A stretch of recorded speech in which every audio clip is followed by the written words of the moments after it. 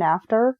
It was discovered she had been responsible for the poisoning death of her husband, for which she had collected $10,000 in life insurance money.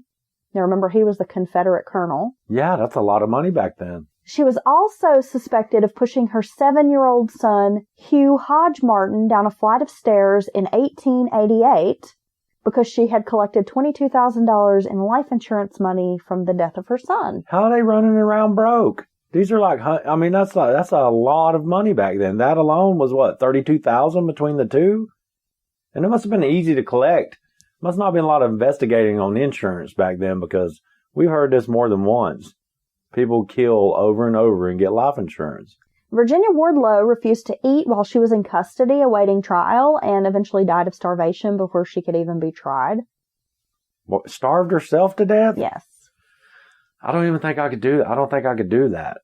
Since Caroline Martin pled guilty to manslaughter, Mary Sneed, her sister, was cleared of charges. She moved to Colorado with her son and eventually died in 1937. All right. And from what I could find, Fletcher Sneed did eventually move back to the United States, assumed his name, his real name. Hey, I'm Fletcher, y'all. Yeah, and died in California, I think sometime in like the 1950s. Oh, so he had a long, fruitful life. Yes. Okay. That has been the story of Jeremiah Lexer and the Black Sisters. Well, that's some pretty wild. Both operating, kind of in the same time period, almost in the same area. Wow, that's some scary tales there. I bet they had the whole entire towns freaked out. Just even by their appearance. And then they run around not eating. And they're all pale and shit, wearing black. Like I said, they are like the original goth girls. Yeah, and they truly are that close to the Victorian... Hanging out in the cemetery. End of the Victorian Probably period. In a cemetery taking a goddamn selfie with their like medium format cameras. Well, they would have to have someone there doing the... I know, right? With the big flash and stuff. Maybe they had like some medium format camera they could operate from a distance. Who knows? Quit using your professional terms about photography. I'm thinking about the guy that goes with the flash powder. Maybe that's what they were doing. Okay. They were posting it on the not Instagram of the time. Yeah, they was posting it. Oh, yeah, those prints were on like the town's, I don't know, billboard or something. Yeah, would they have like a community board? Yeah, like an informational billboard down at the train depot or something. Informational. And they're like hashtagging it like hashtag goth. The Black Sisters. Hashtag no filter. Exactly. Okay. Hashtag goals. Hashtag goth chicks. Yeah. All that stuff. Yeah. So yeah, I'm sure that they were the talk of the town, and no matter where they went. Probably. Because they sounded pretty. Some might have been some mental illness involved in all that too.